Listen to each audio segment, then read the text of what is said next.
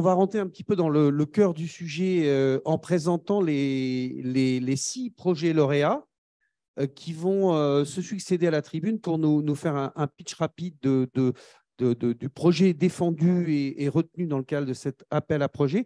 Je vais proposer peut-être aux intervenants, je vais vous appeler et vous demander de rejoindre assez rapidement les tables là-bas, parce que parfois vous êtes seul et parfois vous êtes deux. Donc, comme ici, ce n'est pas très indiqué. Donc, je demande d'abord à Laure Maillan, directrice du pôle innovation et données à la direction des services numériques et à la PHP, ainsi qu'au professeur Étienne Audureau, président de la collégiale de santé publique et directeur de l'unité de recherche clinique de l'hôpital Henri Mondor, de nous présenter le projet Access.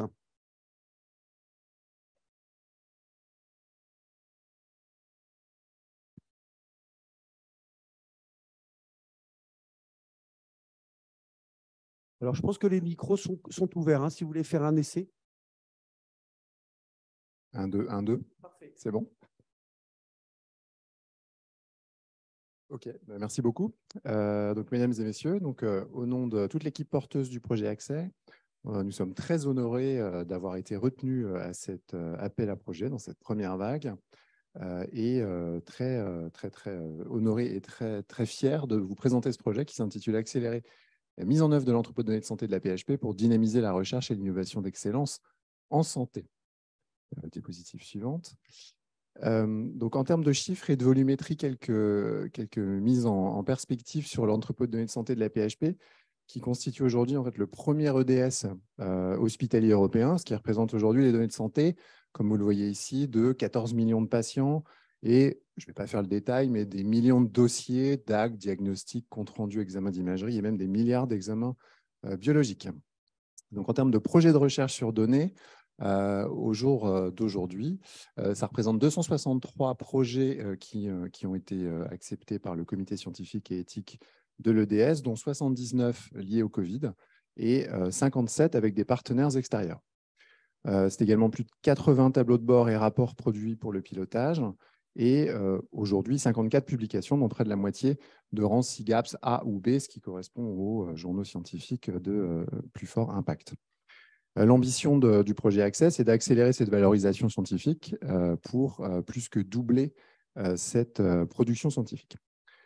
Alors, en termes d'ambition globale du projet, c'est de développer une offre de services avancée pour la recherche et l'innovation avec plusieurs objectifs principaux. Le premier, c'est de faciliter les études sur données à large échelle, ce qui inclut les enquêtes épidémiologiques, les études de phénotypage à haut débit, et l'objectif étant d'exploiter ces données au niveau local, mais également national et international. Le deuxième objectif, c'est d'accélérer les essais cliniques, en facilitant notamment le repérage et l'inclusion des patients dans ces études, mais aussi en permettant le développement des essais cliniques du futur, comme les essais in silico. Le troisième objectif, c'est de se constituer en site d'évaluation de solutions innovantes en appui aux professionnels de santé, ce qui inclut des innovations technologiques et des outils d'aide à la décision médicale notamment. Alors, je ne détaillerai pas le quatrième point ici qui est relatif au pilotage qui ne faisait pas partie de l'appel à projet. Et vous trouverez tout en… si tu cliques, je crois. Si vous cliquez, pardon, c'est vous qui cliquez, encore une fois. Je reviens ou… Non, parfait. Voilà. Très, très bien. C'est le niveau de maturité globale qui est donc celui actuel qui est évalué à 7 selon l'échelle de l'appel à projet avec un objectif cible global de 10. Diapositive suivante. Donc, les enjeux opérationnels clés qui ont été identifiés, donc, sont au nombre de 4. Le premier, c'est d'assurer l'intégration de nouvelles données, notamment les données massives comme l'imagerie, les données de séquençage, hein, mais également les données physiologiques de haute fréquence, et également les données issues des comptes rendus médicaux, textes, avec des approches de traitement automatique du langage, afin d'exploiter au mieux ces mines d'informations qui sont encore sous-exploitées. Le deuxième enjeu, c'est centré sur la facilitation de l'accès et l'interopérabilité. Donc, ça a déjà été évoqué à juste titre, hein, sur une notion de standardisation par rapport au format et aux méthodes Home of Fire, avec le développement de librairies et d'outils dédiés. Le troisième enjeu, c'est un enjeu de sécurisation du dispositif qui doit évidemment être sans faille, en lien avec les référentiels CNIL et en développant des solutions de désidentification les plus appropriées. Et enfin, c'est un point très important, c'est l'accompagnement des usages en aval, c'est-à-dire qu'une fois que les données sont disponibles, qu'est-ce qu'on en fait? C'est un point crucial à la fois pour le succès du projet, la confiance qu'on a dans le système, Et ça implique forcément un renforcement des dispositifs d'information pour les patients et également des dispositifs d'accompagnement et de mobilisation de la communauté médicale et des professionnels de santé plus largement, afin de faciliter leur appropriation de ces outils et de ces données. Donc à ce titre, 5 projets innovants vont vous être présentés dans les diapositives suivantes qui s'appuient sur les développements du projet Accès. Peut-être, vous prenez peut-être... Oui, voilà, c'est bon. Parfait. Donc, pour atteindre ces 4 enjeux opérationnels clés, nous avons préparé notre réponse avec des fonctions clés et des services associés que vous voyez ici en ligne. Donc, d'abord, la collecte et l'intégration des nouvelles données dans l'entrepôt de données de santé de la PHP, puis leur mise en qualité et enfin leur exposition aux utilisateurs finaux au bon format, donc OMOP et FHIR. Nous avons également pour ambition de développer des prestations à destination de nos partenaires externes, notamment prestations d'études sur données, prestations d'optimisation d'essais cliniques ou encore évaluation des technologies de santé. Vous voyez ensuite… Pardon, excusez-moi. Un petit peu avant. Reviens en arrière.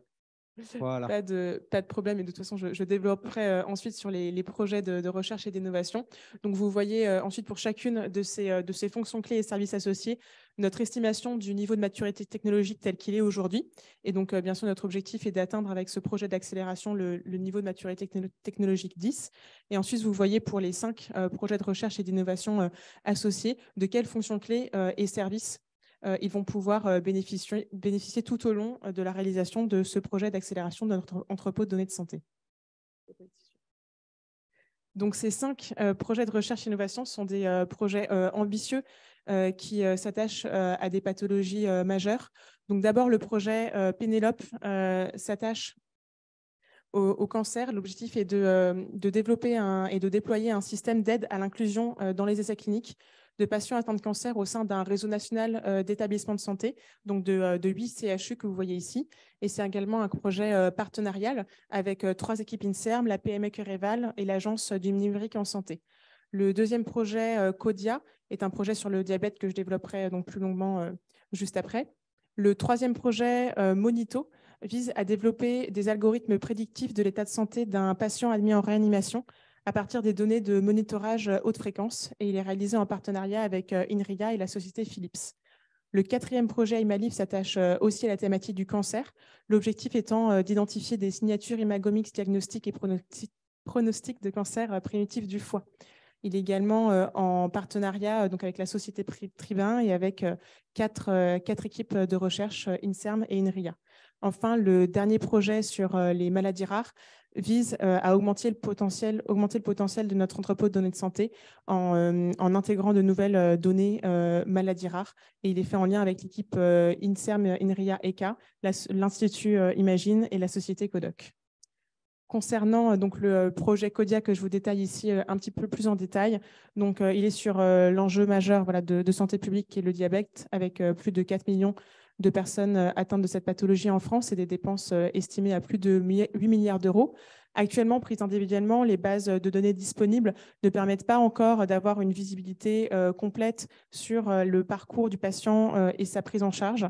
Donc, le but ici est de chaîner notamment les données de l'entrepôt de données de santé pour les patients atteints de diabète et les données du SNDS, donc historique, comme l'a présenté tout à l'heure Claude Gissot, pour pouvoir évaluer et identifier les prises en charge les plus adaptées et les patients à risque. Donc, ce projet est fait en partenariat avec 2 équipes INSERM, une équipe INRIA et l'équipe commune INRIA-INSERM-MECA.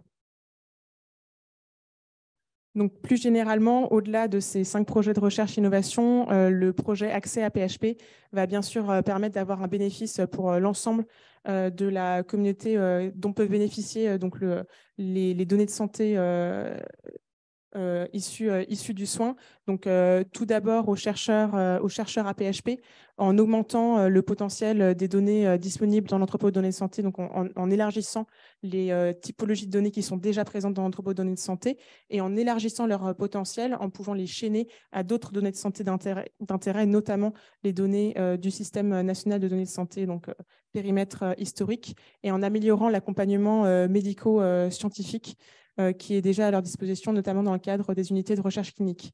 Au-delà des chercheurs à PHP, bien sûr, on vise toute la communauté recherche française, européenne et internationale, notamment par le biais du partage de catalogue du coup, de la plateforme des données de santé, des jeux de données des 5 projets de recherche-innovation ainsi développés et au renforcement de l'interopérabilité avec les formats OMOP CDM et FHIR, ainsi qu'en continuant à développer et à partager en open source les algorithmes, par exemple, de pseudonymisation des comptes rendus que nous développons à la PHP pour qu'ils soient réutilisés au mieux dans les autres, notamment entrepôts de données de santé, en cours de renforcement ou de constitution. Troisièmement, nous ambitionnons évidemment de renforcer nos liens avec nos partenaires industriels, dont les startups, en améliorant et en rendant plus lisible notre offre de services sur les 3 prestations que j'ai listées tout à l'heure, à savoir la prestation de recherche sur données en vie réelle, l'optimisation des essais cliniques et l'évaluation des technologies de santé. Enfin, et bien sûr le plus important, nous attendons des avancées pour les patients avec les résultats des travaux qui seront réalisés sur l'EDS, avec in fine l'objectif final qui est l'amélioration de la prise en charge pour les patients, en les intégrant mieux également dans la gouvernance, en leur ouvrant du coup des sièges dans le comité scientifique et éthique de l'entrepôt de données de santé de la PHP et en améliorant l'information et la communication par rapport à la réutilisation de leurs données. Enfin, et rassurez-vous, je ne vais pas vous détailler l'ensemble des éléments de cette slide.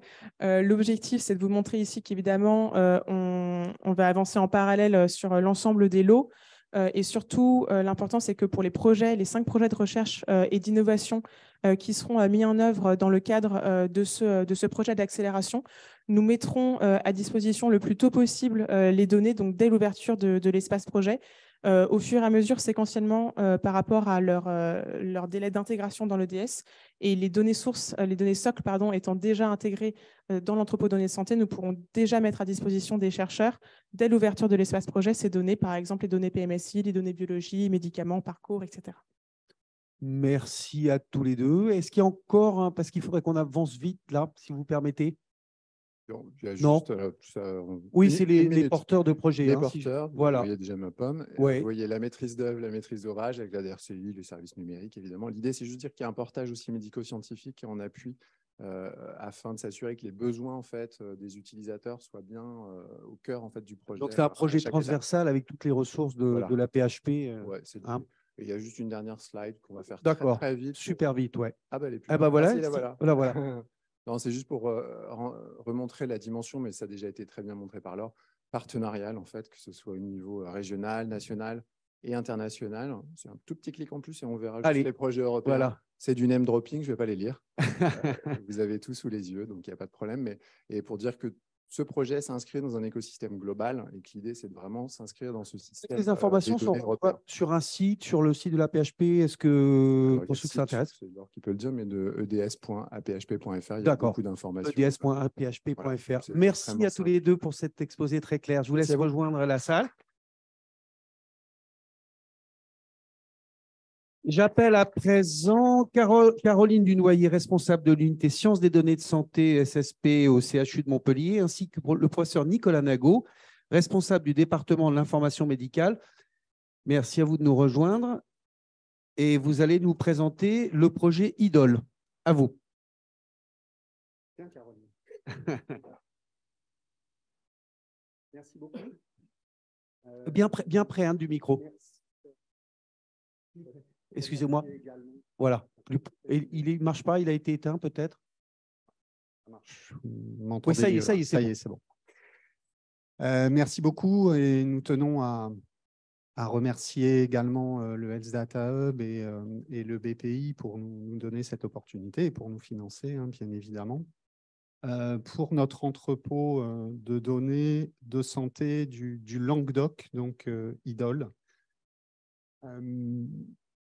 Donc, cet entrepôt s'inscrit dans une histoire assez ancienne de plus de 20 ans dans notre CHU de constitution d'une base de données d'activité à visée optimisation PFSI, à visée analyse d'activité menée par Caroline depuis 20 ans déjà. Avec une structuration beaucoup plus récente au sein de notre CHU autour du service de santé publique pour le développement d'un entrepôt à visée recherche en interaction étroite avec les pôles hospitalo-universitaires et les différentes directions. Donc, en termes d'environnement local, qui est important dans notre petit territoire, hein, puisque bon, après l'entrepôt de la PHP, évidemment, on n'est pas dans la même dimension. On a un maillage territorial assez important avec deux partenaires, le CHU de Nîmes et l'Institut du cancer de Montpellier, avec qui nous échangeons beaucoup de parcours patients, de structuration de recherche avec des fédérations médicales hospitalo-universitaires notamment, et également avec notre GHT, le GHT Sud-Aveyron Est-Hérault, qui à terme intégrera l'entrepôt et qui nous permettra d'apporter un éclairage soins primaires également à cet entrepôt, d'où son nom de Languedoc. Et ce sera facilité, bien sûr, par le fait que notre service assure le PMSI de ce GHT. Nous avons la chance également de bénéficier à Montpellier d'un environnement scientifique, technique, académique assez important, sous l'auspice de l'Université de Montpellier qui a créé un institut des sciences de données. Nous bénéficions d'un IDEX qui met en place des appels à projets spécifiques pour les données de santé, des formations.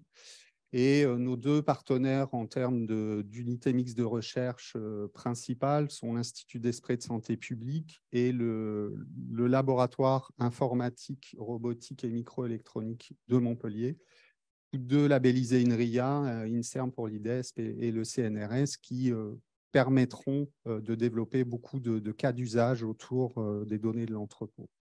Enfin, un réseau industriel aussi assez important depuis plusieurs années autour des données, à la fois avec des startups comme CanopyMed, issus de collègues du CHU ou de plus gros groupes internationaux, multinationaux, le tout étant facilité par une initiative de la métropole de Montpellier, l'initiative MedValley. Donc, IDOL sera vraiment à terme un entrepôt de territoire qui bénéficiera de tous ces environnements pour les cas d'usage. Donc, cette construction, elle s'est inscrite assez récemment à travers deux appels à projets, deux réponses d'appels à projets, un appel à projet local, IDEX, qui visait à structurer des données de santé, à créer un dataset de santé minimal pour adosser au prélèvement du centre de ressources biologiques. Donc, c'était vraiment le tout début. Des options ont dû être choisies. On est parti un peu comme beaucoup sur un format HOMOP, par exemple, et vraiment une marche a été franchie. Ensuite, avec le financement via le réseau EDEN, un financement européen qui a vraiment permis de beaucoup plus structurer le réseau, l'entrepôt, pardon. Et nous étions accompagnés par la société EasterX qui développe des outils libre accès. Et donc, nous sommes arrivés au bout de ce projet EDEN et nous participons actuellement à plusieurs études européennes. Donc, Caroline, je te laisse la parole. Donc voilà, ça c'est un petit peu en résumé ce qu'on a prévu dans le cadre de la mise à disposition des données. Ça n'a pas un caractère original, je pense que ça correspond à la plupart des démarches qui sont mises en place par nos différents établissements. Donc nous, ce que nous prévoyons dans le cadre de la mise en place d'IDOL, c'est d'abord de permettre en fait aux porteurs de projets d'étudier la faisabilité de leur projet sur nos données. Donc de façon après à pouvoir mieux documenter leurs demandes, parce que souvent on se rend compte qu'on perd du temps dans différents allers-retours entre les porteurs de projets et puis les gens qui vont réaliser l'extraction et la mise à disposition des données. Évidemment, bien sûr, il y aura une étape de validation par le comité scientifique et éthique qui va donner son accord. En parallèle, la contractualisation et au final, la mise à disposition des données, donc qui seront issues de l'entrepôt global, mais qui seront mis à disposition dans un environnement sécurisé avec les outils nécessaires à leur utilisation. Voilà. Au niveau de la gouvernance, donc, la gouvernance est déjà en place dans l'établissement. Elle a été mise en place avant l'appel à projet, au moment de la décision de constitution de l'entrepôt. Donc, le principe, c'est en fait que les porteurs de projets internes ou externes puissent en fait interpeller une plateforme via une plateforme de demande. Voilà. Et donc, que du coup, le circuit que je vous ai présenté tout à l'heure soit mis en œuvre, sachant que au-delà de cette plateforme qui a été créée, qui permet d'avoir des interlocuteurs identifiés dans l'établissement, donc ce projet est accompagné par un comité stratégique dans lequel on retrouve à la fois des membres de l'établissement, mais pas que, puisqu'il y a également des représentants de l'Université de Montpellier, des représentants des structures internes, et il y a également un représentant des usagers qui n'est pas écrit dans la liste, là, qui fait partie donc, du comité stratégique. Donc, ce comité stratégique se réunit 2 à 3 fois par an. Et bien sûr, pour la partie évaluation des projets, nous avons mis en place un comité scientifique éthique dont les réunions sont mensuelles, et donc il va s'assurer que les projets sont bien dans le cadre réglementaire.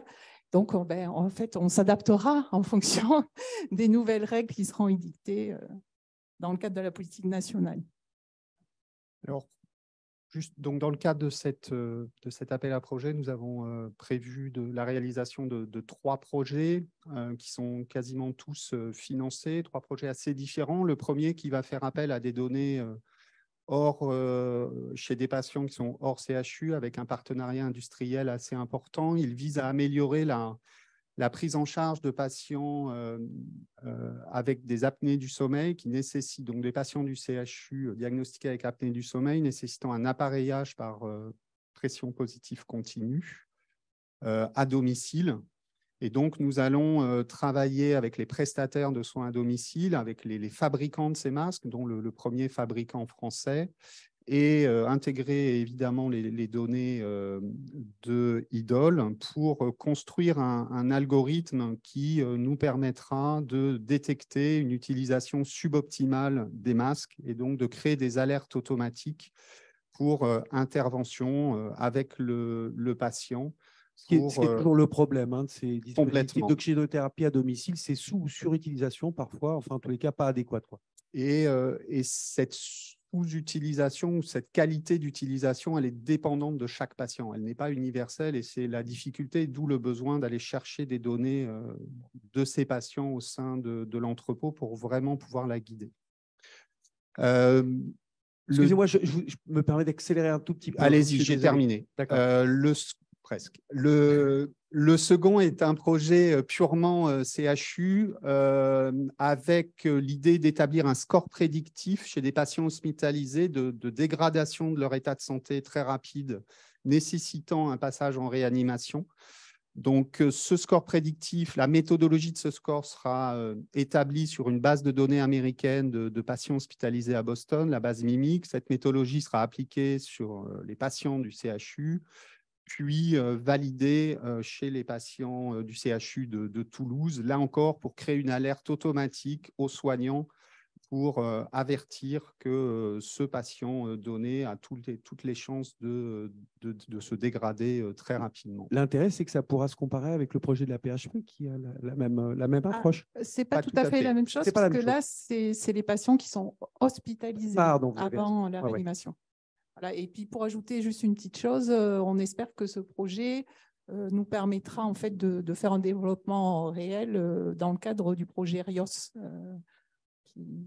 Qui a un projet avec l'entreprise Dédalus à Montpellier. Enfin, le dernier, très rapidement, ce module e-match qui nous permet d'adosser des dossiers des données cliniques aux données du centre de ressources biologiques. On va l'utiliser très concrètement pour améliorer les performances diagnostiques des tests sanguins actuels des maladies neurodégénératives, pour prendre en compte les comorbidités des patients et leurs données biologiques, IMC, etc. Ça, c'est un projet qui sera porté par Sylvain Lehmann, qui est directeur de l'Institut des neurosciences de Montpellier. Voilà, des projets très concrets, quasiment déjà financés. Merci beaucoup. Merci, c'est très intéressant en tous les cas. Merci à vous. Je vous laisse rejoindre la salle. À présent, j'appelle des représentants du groupe de coopération sanitaire Grand Est, Laetitia Michaeli-Flander, administratrice du groupement coopération sanitaire et DG du CHU de Reims, et le professeur Vincent Vuiblet, coordinateur médico-scientifique paysage, porteur du projet Hidden Forest, que vous allez nous présenter. À vous. Normalement, ça marche. Le bouton est poussé vers le haut. C'est bon, voilà. Merci. Bonjour à tous. Donc, nous sommes ravis de vous présenter ce soir, cet après-midi, avec le professeur Vuiblet, le projet Hidden for Health, Eastern Data Intelligence Network for Health. Nous sommes que deux cet après-midi, mais bien sûr, nous représentons les dizaines de professionnels qui ont travaillé sur ce projet et l'ensemble de nos communautés d'établissements. Diapo suivante, s'il vous plaît. Alors, ce projet est porté par un chef de file, le groupement de coopération sanitaire du Grand Est, et par un opérateur, le réseau Paysage. Diapo suivante. Alors, qui sommes-nous? Le groupement de coopération GGES du Grand Est recouvre 6 établissements, le centre hospitalier régional de Metz-Thionville, 5 CHU pour la Bourgogne-Franche-Comté, Besançon et Dijon, pour le Grand Est, Nancy, les hôpitaux universitaires de Strasbourg et le CHU de Reims. Donc, nous représentons 2 régions. Ce qu'il faut retenir, c'est que nous représentons également, nous couvrons 12% de la population française et nous avons la particularité d'avoir 4 frontières communes avec des États européens, ce qui permet aussi de développer les collaborations à l'international. Diapo suivante. Voilà, je vous laisse comme ça un peu plus vite. Allez-y, vous pouvez avancer. Comme ça, tout s'affiche et vous pouvez lire en même temps. Tout je pense à fait. Encore une. Voilà. Merci. Donc, on a une culture de travail en commun puisque le groupement de coopération sanitaire du Grand Est a été créé en 2008 et a mis en place le réseau Paysage, qui est une plateforme d'accessibilité et d'intelligence en données de santé. Il faut retenir bien sûr les notions d'interopérabilité sur lesquelles nous travaillons. Et puis également, ce réseau a pour objectif, à sa création, la mise en place d'un pôle d'attraction et de formation en Health Data Science pour permettre l'ancrage des professionnels et des étudiants sur ces domaines d'activité dans le territoire Grand Est au sens large avec Bourgogne-Franche-Comté. Diapo suivante. Alors, le projet, sans surprise, il est porté par un consortium avec, je le disais, un chef de file, le groupement de coopération du Grand Est et les établissements membres de ce groupement. Et puis, nous avons ouvert le consortium au centre hospitalier de Troyes en partenaire, de manière, comme le disait Madame Inter en début de séance, permettre aussi l'ouverture, la massification et l'ouverture vers un centre hospitalier. Diapo suivante. Les partenaires, alors nous ne citons là que les partenaires académiques et scientifiques, bien sûr l'ensemble des universités, mais aussi les instituts de recherche, l'INSERM, et puis des partenaires avec des groupements de coopération similaires aux nôtres. Et il y a nos amis de Hugo qui sont présents cet après-midi, les collectivités territoriales et agences régionales de santé. Diapo suivante. Je passe la parole au professeur Vuiblet pour les objectifs. Merci. Alors, le projet Hidden for Health, c'est un réseau d'entrepôts de données de santé qui sont totalement interopérables. Donc, 7 entrepôts et qui s'appuient sur un réseau d'expertise dans tous les domaines, d'expertise scientifique, technologique et dans les domaines des data science, qui implique fortement les usagers pour respecter donc l'ensemble de l'éthique nécessaire à ces travaux. La suivante. Donc, le pilotage scientifique s'appuie sur un CSE interrégional avec des CSE locaux, mais dans une stratégie de réactivité accélérée et bien entendu des groupes de coordination. La suivante, un workflow d'accès aux données qui en passe par un portail d'accès unique médié par Paysage. La suivante. Donc, les solutions technologiques et logicielles qui présentent sur ce projet sont hébergées on-premise sur les CHU pour bénéficier de l'ensemble de l'écosystème des systèmes d'information hospitaliers, en particulier sur la sécurité informatique, qui est une priorité, avec des dispositifs flexibles et évolutifs de manière à répondre aux différentes demandes, et en particulier la suivante, s'il vous plaît. Un environnement de traitement, puisque l'entrepôt de données de santé, ce n'est pas seulement la collection des données, mais c'est aussi leur exploitation. Et pour ça, il faut un environnement de traitement matériel et surtout humain. La suivante, s'il vous plaît. Avec donc en plus du dispositif d'intégration, une surcouche d'interopérabilité qui nous permet la flexibilité vers différents formats, en particulier Fire ou HomeUp, ainsi que d'autres permettant l'exploitation multi-usage. La suivante. Le socle de données qui est retenu pour l'ensemble des établissements qui participent sont donc IMS, DPI, PMSI, biologie et traitement, qui nous permet de répondre à la plus grande partie des cas d'usage, une reprise historique de 10 ans et une collection de l'ensemble de ces données au sein d'un catalogue de métadonnées. La suivante. Et puis, bien entendu, une maturation et un enrichissement de ces données par une harmonisation des nomenclatures et un enrichissement sémantique. Et puis, une stratégie de déploiement de typologie de données, la suivante, avec l'intégration du CH23 et puis d'autres types de données en plus des données socles, imagerie, réanimation et monitoring. La suivante. Alors, Hidden for Health, ça se veut surtout une stratégie multicentrique, un réseau ouvert et sécurisé. On va continuer pour remplir la diapositive. Encore. Oui. Voilà.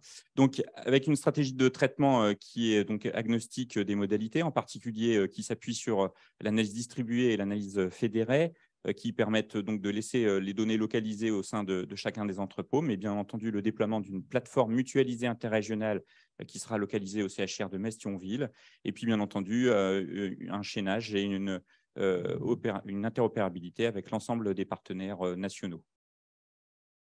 Alors, le modèle économique, je ne vais pas trop m'étendre dessus puisqu'il est commun à l'ensemble. Il y a bien sûr un coût d'investissement et des coûts récurrents. Ensuite, on va aller jusqu'au bout de la diapositive. Merci. Une offre de service qui va de l'étude de faisabilité jusqu'à l'expérimentation en passant par, bien entendu, le développement de projets scientifiques à part entière et des sources de financement qui sont réparties de la façon suivante, avec bien entendu la nécessité d'un financement pérenne pour pouvoir assurer la pérennité de nos structures. La suivante. Alors, 9 projets scientifiques sont portés par le projet Hidden for Health. Je n'ai bien entendu pas tous les décrire, mais vous voyez ici qu'il y a des projets de phénotypage profond, des projets de prise en charge de la dyspnée aiguë, d'analyse du diagnostic en pathologie ou de management transfusionnel en réanimation. Donc, vous voyez toute la diversité des projets scientifiques qui sont portés par l'ensemble des partenaires du réseau, la suivante. Mais c'est aussi au travers de plus de 6 projets en fait, de collaboration avec l'ensemble de nos partenaires. On a cité notamment ici Hugo et la PHP, par exemple, mais c'est aussi le cas d'autres que donc toute l'ouverture du réseau s'exprime. Et puis le projet EU4Health. Alors, les perspectives et les ambitions, on va continuer, on va remplir la diapositive. Voilà. Donc, c'est le renforcement du maillage des données de santé au niveau du territoire, notamment en s'ouvrant sur les CH, comme on a commencé à le faire avec le CH23, mais aussi vers la médecine de ville, les établissements médico-sociaux, aussi sur des entrepôts de données de santé thématiques qui sont en train de se construire et avec lesquels il faut qu'on engage donc une interopérabilité. Et puis, bien entendu, le chaînage et la mise à disposition des données au niveau national, notamment avec l'ensemble des partenaires qui sont cités ici. Allez-y, toute la diapo, s'il vous plaît. Et voilà. Merci. En conclusion, vous l'avez compris, en résumé, on travaille à mettre en place un écosystème complet de recueil, de traitement et d'expertise et d'analyse des données de santé. Nous nous basons sur un dispositif technologique évolutif qui met l'accent sur l'interopérabilité.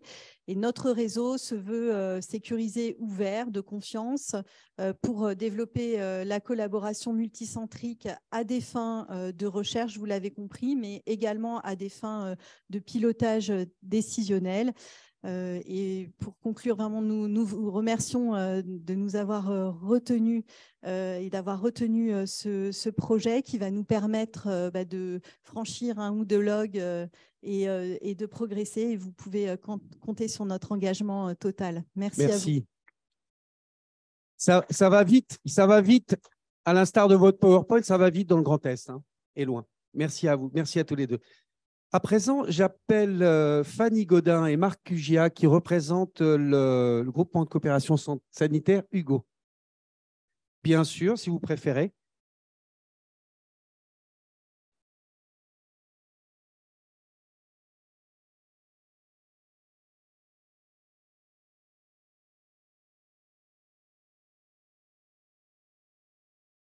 Attendez 2 secondes, normalement ça marche. Allez-y. 2 secondes et ça fonctionne. Voilà. Merci beaucoup. Pareil. Alors, bonjour à tous. Nous allons vous faire partager la vision de la structuration des ODS dans le Grand Ouest avec le consortium que nous représentons, qui est porté par le GCS Hugo, qui a conduit aujourd'hui au projet lauréat, le projet ODH 2.0, ODH pour West Data Hub. Et puis, on va tâcher d'illustrer la diversité des cas d'usage qu'il porte au bénéfice de la santé de tous. Donc, voilà ce qu'est aujourd'hui la structuration des ODS. Côté Hugo, ça s'inscrit dans une dynamique ancienne de coopération dans le Grand Ouest qui a permis aux 5 CHU de l'interrégion, donc je cite Angers, Brest, Nantes, Rennes et Tours, de préfigurer une plateforme mutualisée de données de santé qui est opérationnelle depuis 2019. Et c'est fort de ce démonstrateur qu'aujourd'hui, le GCS Hugo propose, grâce à l'appel à projet lancé par le gouvernement en juillet 2022, de poursuivre sa structuration en intégrant, comme vous le voyez sur la carte, 4 centres hospitaliers de territoire, le CH du Mans, le GHBS de Lorient, le CH départemental de Vendée et le CHR d'Orléans. Et là, il me semble qu'on est totalement en écho avec les attendus, à savoir un meilleur maillage territorial, ceux au service de la santé, dans l'ensemble de ses composantes. Donc, qu'est-ce que finalement la mise en réseau des ODS des établissements associés au projet? Alors, la diapo est dense, mais elle a le mérite d'être colorée. Vous voyez au centre de cette diapo une plateforme d'expertise et de compétences qui va reposer sur 2 volets. Le volet construction sur la droite en jaune, avec la constitution des ODS du Mans, de Vendée, de Lorient et d'Orléans. Et puis, côté gauche, la consolidation des 5 CHU déjà, je dirais, engagés avec la plateforme ODH. Et la structuration des flux nécessaires au développement des cas d'usage côté CHU nous permettra de grands développements en matière de recherche sur données. Et c'est bien l'ensemble de ces montées en charge, je dirais, simultanées, tant consolidation que construction, qui nous permettra une meilleure appréhension des questions de santé sur notre territoire interrégional, mais également national et européen. Comme l'a indiqué Fanny. Excusez-moi, est-ce que le micro est juste poussé le bouton vers le haut ou pas? Bon, je prends celui-là. Voilà. Donc, comme l'a mentionné Fanny, notre plateforme se consacre à la réalisation de projets de recherche et d'innovation, tous au service du patient. Et nous allons donc conduire 5 projets. Bien proche de la bouche, parce que c'est par rapport au distanciel, c'est qu'on s'entend bien. Très bien. Nous allons conduire 5 projets illustrant la diversité des applications qu'on peut avoir avec les données de santé, donc allant de la prévention jusqu'à l'interventionnel. Donc, ces 5 projets sont très interdisciplinaires et s'appuient en particulier sur les réseaux de compétences de cliniciens dans le Grand Ouest, qui nous semble absolument essentiel pour faire mener une recherche de qualité. Et puis, tous partagent donc les données de l'ensemble du parc des EDS d'Hugo, et la plupart sont déjà cofinancés. Alors, le premier projet, c'est le projet Prédica, qui est mené par le CHU de Nantes et qui vise à améliorer le diagnostic des anévrismes intracrâniens. Donc, c'est une pathologie assez fréquente qui touche 3% de la population, avec des risques des conséquences graves en cas de rupture. Dans près de la moitié des cas, ça conduit à un handicap ou au décès. Et pourtant, on connaît mal l'évolution naturelle de cette maladie. Et donc, les usages des données des EDS donc les données des EDS seront utilisées pour rechercher des facteurs associés à l'apparition des anévrismes et de leur rupture. Donc, c'est des données qui embarqueront notamment de l'imagerie. Le projet Visiosist, lui, c'est un projet en médecine 4P. C'est un projet mené par le CHU de Rennes en collaboration avec une start-up qui s'appelle VitaDX et qui se concentre sur le dépistage du cancer de la vessie. Et donc, c'est un cancer qui est le 5e le plus fréquent en Europe, qui a une incidence en croissance. Et donc, l'enjeu principal de ce projet consiste dans la détection précoce de cette maladie. Et nous exploiterons les données des entrepôts pour optimiser un logiciel d'intelligence artificielle permettant le dépistage de ce cancer en utilisant notamment des images de cytologie urinaire. Le 3e projet, c'est le projet Mordicus, un drôle de nom, mais il se focalise sur la matériovigilance. C'est un projet qui est piloté par le CHU de Tours et il vise à mettre en place une surveillance sanitaire en vraie vie des dispositifs médicaux implantables. Donc, ça permettra de mettre en place un observatoire qui permettra, par exemple, de suivre les risques associés à l'utilisation de prothèses chirurgicales, telles que les infections, les thromboses ou les complications cardiovasculaires. Donc là, on va utiliser les données des EDS en intégrant des données d'EDM et puis coupler ces données avec celles du SNDS pour reconstituer le parcours patient. On voit bien l'importance de combiner les différentes approches. Le troisième ou quatrième projet, je ne sais plus, donc c'est le quatrième projet, c'est le projet PIM.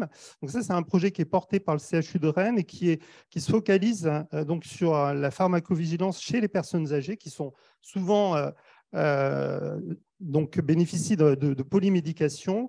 Et donc là, l'objectif, c'est de caractériser des interactions médicamenteuses complexes, détecter les événements indésirables liés à ces interactions et aussi analyser les conséquences des ruptures de traitement entre le domicile et l'hôpital.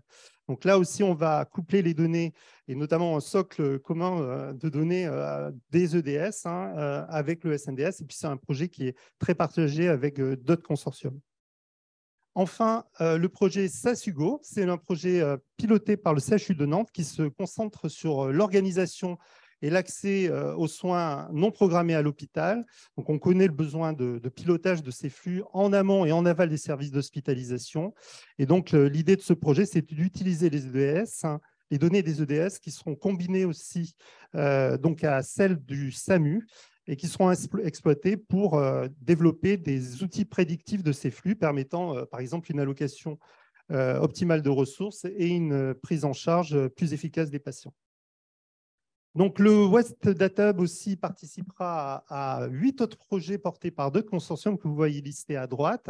Et donc, notre contribution concernera des apports sur le plan méthodologique, bien sûr, le partage des données. Pardonnez-moi, le partage des données. Ah. En fait, il faut appuyer sur la flèche en sens inverse pour revenir en arrière. Voilà. J'ai fini par comprendre. Voilà, et donc le partage de données et bien sûr les expertises scientifiques que nous mettrons en œuvre. Donc le consortium West Data Hub s'appuie sur un partenariat riche et complémentaire que vous voyez ici, qui regroupe des équipes de recherche labellisées, notamment dans le domaine de l'intelligence artificielle appliquée à la santé, le West Data Hub qui tire parti de ces réseaux d'expertise clinique, et puis un certain nombre de startups et d'industriels qui sont embarqués dans le projet pour mener donc, soit le développement d'outils cliniques, soit la consolidation et la sécurisation de nos infrastructures. Le West Data Hub aussi ambitionne de s'aligner sur la dynamique nationale et européenne d'utilisation des données de santé. Donc, c'est une culture forte dans Hugo qui a permis de partager les données avec un alignement stratégique des établissements et une gouvernance par subsidiarité. Et puis, au-delà du partage de données, je voudrais insister sur l'enjeu de la formation, du partage de connaissances autour de ces enjeux, qui est tout aussi essentiel. Et donc, nous avons l'ambition de mettre un plan d'action de formation initiale et continue, notamment dans le cadre de l'AMI Santé numérique, et puis aussi au travers des différents centres de données cliniques qui seront autant de lieux de stage de formation. L'harmonisation et la mise en qualité des données, c'est un défi pour tout le monde, et donc c'est un défi collectif. Et donc, Hugo a déjà entamé de nombreux travaux sur l'interopérabilité de ces données. Et donc, nous poursuivrons cette approche grâce aux coopérations scientifiques, techniques déjà en cours. Enfin, donc le partage de données et d'algorithmes est très important dans une approche de science ouverte. Il nous paraît essentiel de maintenir cette dynamique. On l'a entendu ce matin, la volonté de fédérer l'ensemble des acteurs et de les faire coopérer. Donc nous, on pense que c'est vraiment ce qu'il faut faire. Donc on soutiendra la fédération des plateformes actuelles et à venir. Et enfin, donc, concernant l'articulation avec le HDH, dans le Grand Ouest, on a un gros projet qui s'appelle HugoShare, où on partage largement les données des 6 EDS actuellement en service. Et puis, donc, on poursuivra aussi cette collaboration étroite pour une mise en œuvre de ces données. Et puis aussi l'inscription dans le projet européen, puisqu'on est partenaire du du projet que porte le HDH. Et puis, on est aussi en lien avec le Tech Health et les EDIH, qui sont aussi des dispositifs de maturation de ces projets. Alors, juste à retenir pour nous en diapo conclusive, si on a encore une minute, les projets de recherche et d'innovation que vous a présenté Marc Udja illustrent bien toute la diversité des cas d'usage que porte notre projet ODH 2.0.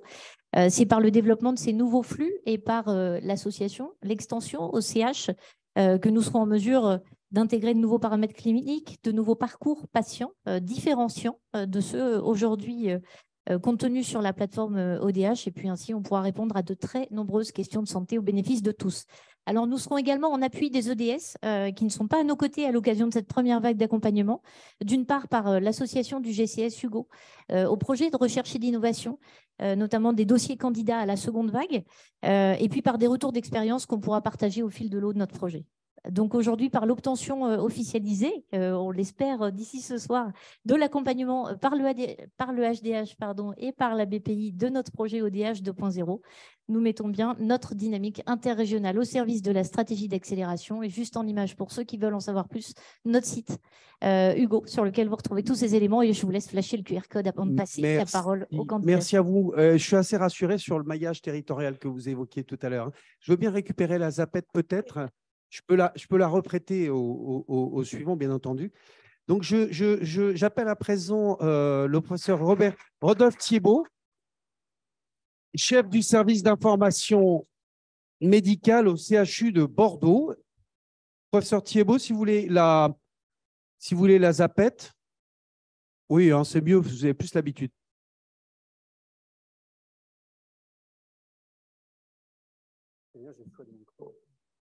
Voilà. Oui, c'est bon. C'est l'avantage. Merci beaucoup. Je suis vraiment. Je peux zapper maintenant? Allez-y, allez-y. Super. Je suis vraiment ravi d'être ici, bien sûr, parce que ça sous-entend, après tout ce suspense-là, étant dans les derniers à passer, que nous sommes lauréats. La deuxième raison, c'est historiquement, parce que, en fait, je vous présente ici un projet qui s'inscrit donc dans un GCS existant, Nova, mais dans lequel, dès le premier jour où nous sommes mis autour de la table pour le construire, il y a eu un véritable enthousiasme. Et si aujourd'hui, je suis en face de vous seul à présenter, ce n'est pas du tout représentatif de la dynamique de ce groupe, puisque déjà dans la salle, il y a plusieurs personnes qui contribuent très largement à tout ça. Et on est nombreux, et à l'évaluation, on était une vingtaine autour de la table. Donc voilà, c'est vraiment pour représenter l'ensemble de ce groupement que je suis là aujourd'hui. Donc, il s'agit en fait d'un projet qui couvre la Nouvelle-Aquitaine avec le CHU de Bordeaux, qui historiquement a donc un entrepôt de données de santé installé depuis 2017. Le CHU de Poitiers avec un EDS déjà en construction et surtout un maillage avec les centres hospitaliers périphériques et la biologie de ville déjà établis. Et le CHU de Limoges, qui en l'occurrence avait déjà une certification HDS. Et l'idée ici, c'est de se baser sur nos forces, à la fois donc, territoriales, on était dans les chiffres de représentation, donc là, nous, on est à 10% de la population, en superficie, la plus grande région. Et l'idée, c'était, en fait, dans la dynamique, de façon plus pragmatique, à partir de l'expérience qu'on avait construite sur l'EDS bordelais, de pouvoir justement profiter de cette dynamique sur l'ensemble du territoire. L'idée aussi, c'est bien sûr de capitaliser sur notre expérience à l'échelle nationale, tant sur l'hébergement et la coordination de cohortes nationales, mais aussi sur la partie formation, j'y reviendrai. Et enfin, bien sûr, d'emblée enclin à collaborer à l'échelle internationale. Et donc, on est passé aussi par la certification Eden et on a rejoint le réseau Darwin. Et on vient de soumettre aussi en collaboration avec vous la réponse au projet européen avec HDH. Donc, le réseau régional, alors là aussi, vous allez retrouver pas mal de noms. En fait, je voudrais souligner, au-delà des CHU et bien sûr des universités attenantes, des structures de recherche. Je ne peux pas m'empêcher de souligner autour de la santé publique c'est là d'où je viens, mais aussi un réseau, en fait, un maillage sur la santé numérique avec de nombreuses entreprises sur la santé numérique avec qui nous proposons régulièrement des projets. Et ici, vous avez les 2 clusters, Digital Aquitaine et Anicena. Et enfin, bien sûr, nous aussi, on bénéficie de startups qui sont nées des équipes de recherche locales. Alors, l'organisation, je ne vais pas y passer trop de temps. J'ai l'impression qu'on a des choses communes entre les différentes organisations, avec à la fois donc, une structuration on-premise pour chacun des EDS et bien sûr un cloud régional pour nos projets communs, avec aussi, bien sûr, un partage et une circulation de l'ensemble des informations, des expertises et des codes. C'est une construction qu'on a réfléchie avec Arcane. Alors, les projets scientifiques, c'est pour ça que j'ai pris la main, pour éviter les animations. En fait, on en a eu beaucoup. Ici, je vais vous en présenter quelques-uns et je ne vais rentrer dans les détails que d'un ou deux. Mais je voudrais souligner d'emblée ici que vous retrouverez des questions qui sont communes avec certains projets.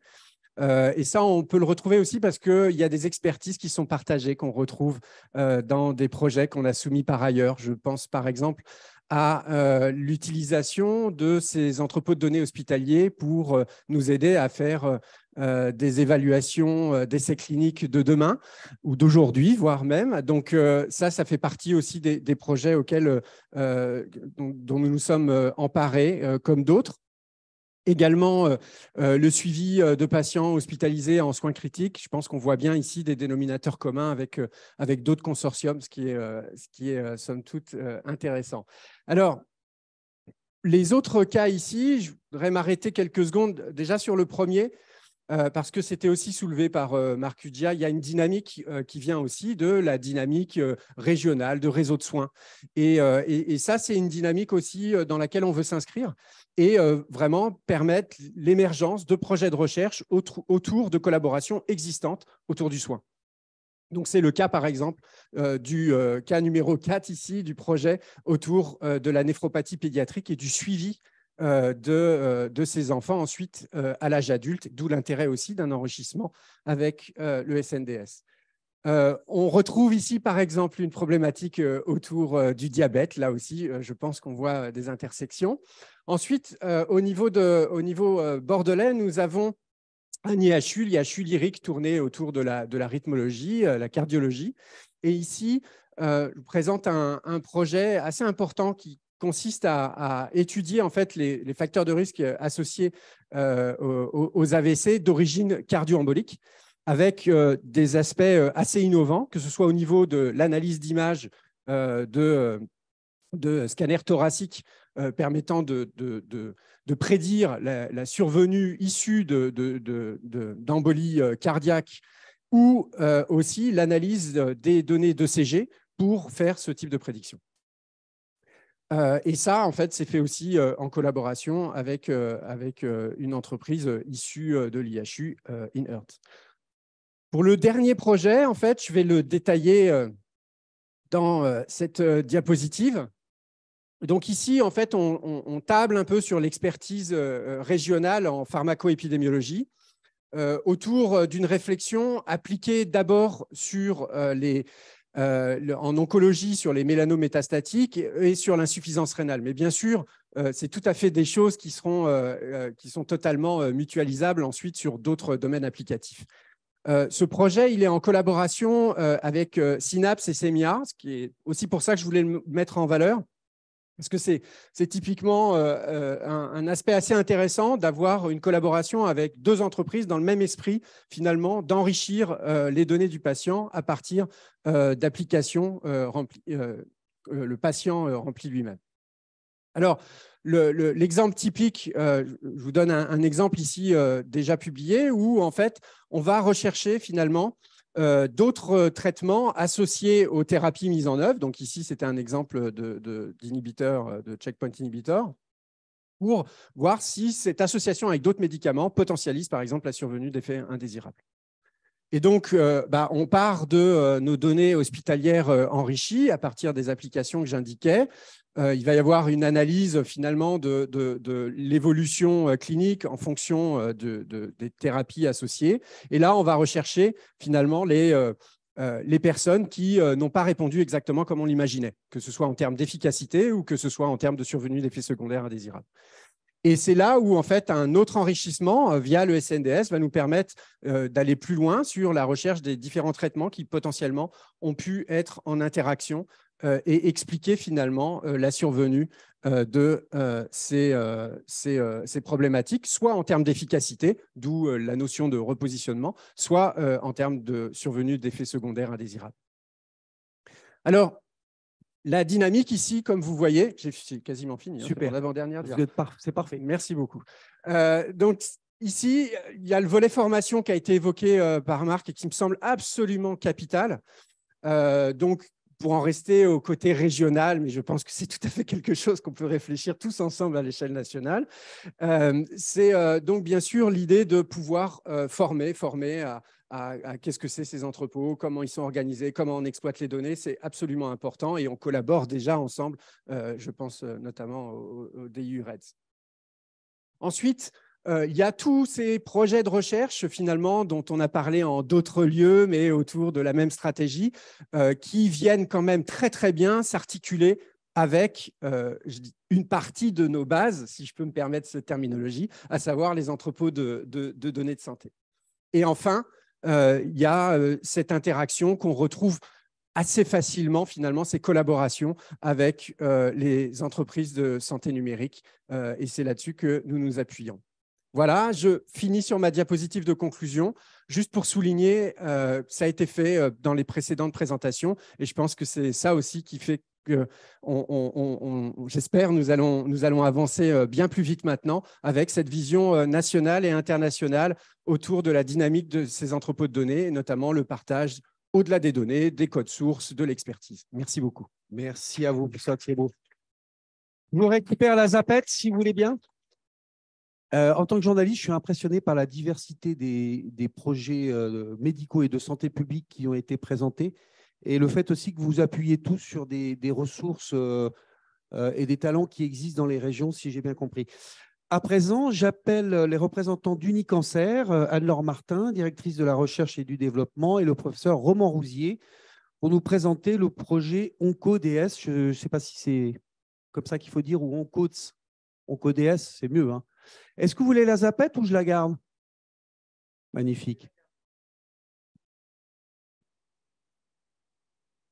Bonjour. Oui, normalement, rapprochez bien, normalement. Bonjour à tous. Voilà, parfait. Ça fonctionne. Nous sommes, comme tous nos prédécesseurs, évidemment, ravis de faire partie des lauréats de cette première vague de l'appel d'offres entrepôt de données de santé. Je tiens à dire que c'est un travail collectif et nous allons le voir, c'est le fruit du travail d'Unicancer et des centres de lutte contre le cancer qui sont associés aujourd'hui au projet. Slide suivante. Alors, juste pour corriger, je ne suis pas directeur de la recherche et du développement, Pascal. Pardon. Ouais, je suis directrice des data et partenariats d'Unicancer. D'accord, excusez-moi. Je vous en prie. Donc, en fait, ce projet OncoDS pour OncoDataShare a été imaginé pour répondre aux besoins de la recherche en oncologie. Donc, on ne va pas revenir sur tous les besoins en termes d'innovation. Tout le monde connaît cela très bien, à la fois en termes de développement des data science et de l'intelligence artificielle, mais pas que.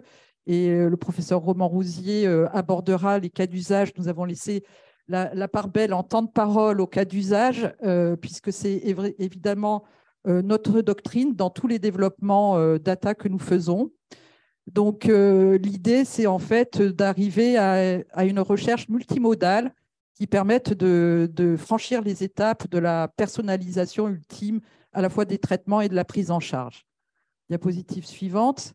Donc, comme je le disais tout à l'heure, en fait, je dirais notre force, c'est à la fois d'être un réseau d'établissements thématiques autour de l'oncologie, mais un réseau d'établissements aussi qui coopère dans la mutualisation depuis de nombreuses années. Le GCS a été créé en 2011 et cela nous a permis en fait d'imaginer un projet avec la mutualisation au cœur, je dirais, de tous les développements et allotissements techniques sur lesquels nous ne reviendrons pas et qui correspondent à tous les enjeux des autres établissements. Donc, si on peut revenir juste une seconde en arrière, s'il vous plaît. Voilà. En fait, je voudrais donc citer le fait que nous nous appuyons sur le réseau de l'ensemble des CLCC, 12 en première intention dans ce projet. Alors, je salue mes collègues de Curie et de Gustave Roussy qui sont dans la salle, mais je salue aussi les 10 autres établissements qui sont avec nous en visio, de Lille à Montpellier et de Bordeaux à Lyon, en passant par Nantes et Rouen, et bien sûr Roman Rousier qui représente Caen. Donc un énorme réseau d'établissements qui s'inscrivent eux aussi dans des activités loco-régionales de coopération interétablissement avec certains groupements qui ont présenté leur dossier aujourd'hui. Et donc l'idée, c'est vraiment d'être ouvert sur l'extérieur, de fédérer l'écosystème autour de la recherche en oncologie. Donc, diapositive suivante. Donc rien de révolutionnaire, évidemment.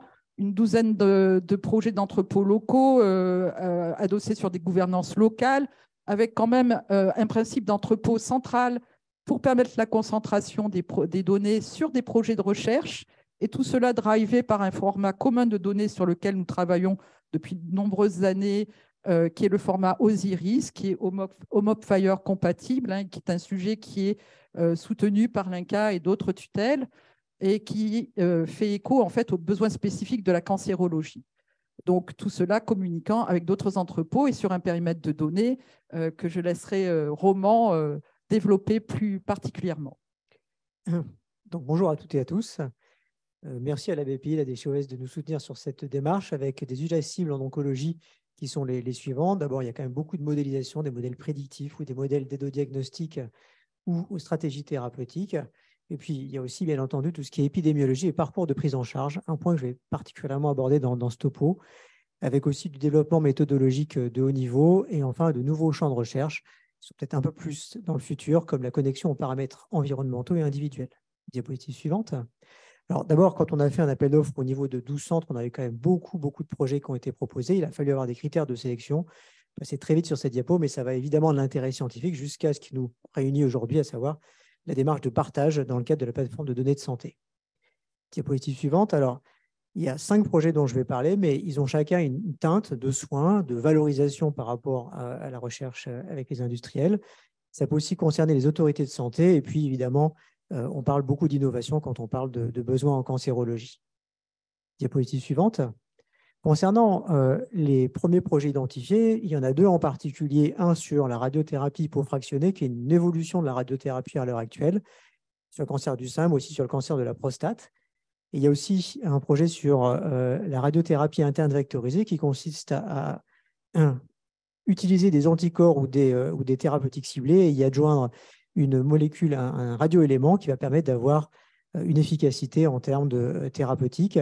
Et donc ça, c'est des choses qui existent déjà aujourd'hui, qui ont été démontrées comme étant efficaces dans des essais thérapeutiques, mais il va bien entendu falloir démontrer non seulement leur efficacité en vie réelle, donc sur de plus larges cohortes de patients, et aussi avoir une idée des risques de toxicité avec la notion de sensibilité individuelle. Et donc pour ça, il faut qu'on ait des données multimodales de patients traités, tout l'intérêt de ces 2 projets. Diapositive suivant. Projet numéro 3 rejoint un petit peu un projet qui a été présenté juste avant, c'est un projet émulator.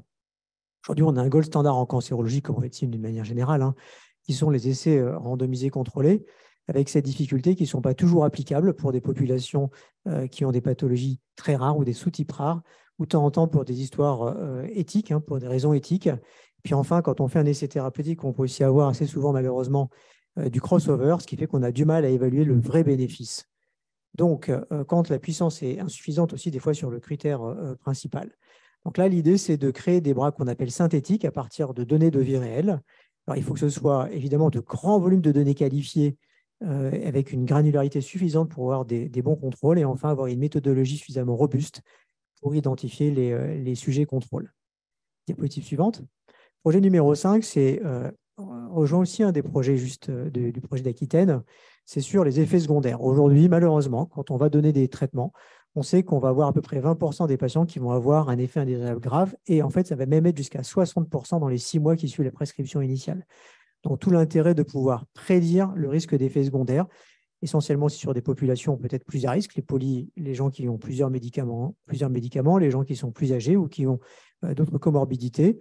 Et donc, à l'aide non seulement d'une évaluation un peu plus fine des dossiers par un traitement automatique du langage et aussi par un repérage des effets secondaires à la fois à l'hôpital, mais aussi en ville, d'où l'intérêt d'une connexion avec le SNDS, on va pouvoir développer des prédicteurs d'effets indésirables. Diapositive suivante. Enfin, le projet numéro 5, que je porte personnellement, qui s'appelle OptiSoin, qui est sur le parcours des patients. Le parcours des patients, c'est important parce qu'on peut évaluer la qualité des soins, la fluidité des parcours, les coûts des parcours et leurs déterminants, et enfin la satisfaction des patientes. Diapositive suivante. Et donc finalement, travailler sur une base de données qui va capturer ces informations, c'est répondre à ces enjeux. Et c'est aussi en termes d'innovation, créer des nouveaux indicateurs de qualité et sécurité des soins. Aujourd'hui, on a une démarche qui est très décidée par des experts. Enfin, on va pouvoir aussi en découvrir de nouveaux, des indices qualité et sécurité des soins, surtout avec des techniques auto-apprenantes. Et puis, il y a aussi des éléments qui sont finalement assez peu pris en compte. On parle de la précarité ou de l'éloignement géographique. Et travaillant maintenant dans une région où il y a une démographie qui est un peu particulière, une démographie médicale encore plus particulière, c'est des éléments qui sont importants. Enfin, on compare les établissements en termes d'IQSS de façon tout à fait équivalente, alors qu'il y a probablement d'autres critères qui rentrent en compte. Diapositive suivante. Alors, pourquoi c'est important? On va se focaliser sur la figure du milieu. Quand on évalue les parcours de soins, ça c'est une analyse non supervisée. Donc, on voit qu'on a des clusters de patients en fonction des traitements qui sont reçus. Et puis, on voit aussi qu'on a des outliers. Et quand on regarde sur la slide de droite, être un outlier, malheureusement, ça confère un risque de récidive supérieur de 10% en valeur absolue. Donc, ça veut dire qu'il faut absolument identifier ces patientes et pouvoir dire il faut intervenir, soit avec des travailleurs sociaux si c'est l'important, soit en termes de gestion des comorbidités si c'est aussi la raison pour ces patients de devenir outliers. Diapositive suivante.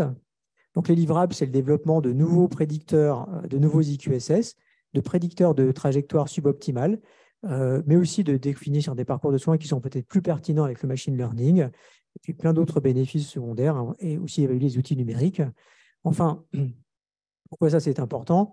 Parce que finalement, mesurer l'impact aussi de facteurs extrinsèques comme les déprivations ou l'enclavement ou même la socialité, ça va nous permettre d'avoir des évaluations beaucoup plus précises de ce qui se passe en vie réelle. Diapositive suivante. Il ne me reste plus qu'à vous remercier pour votre attention et puis merci encore de nous soutenir dans cette démarche. Merci. Merci infiniment à tous les deux.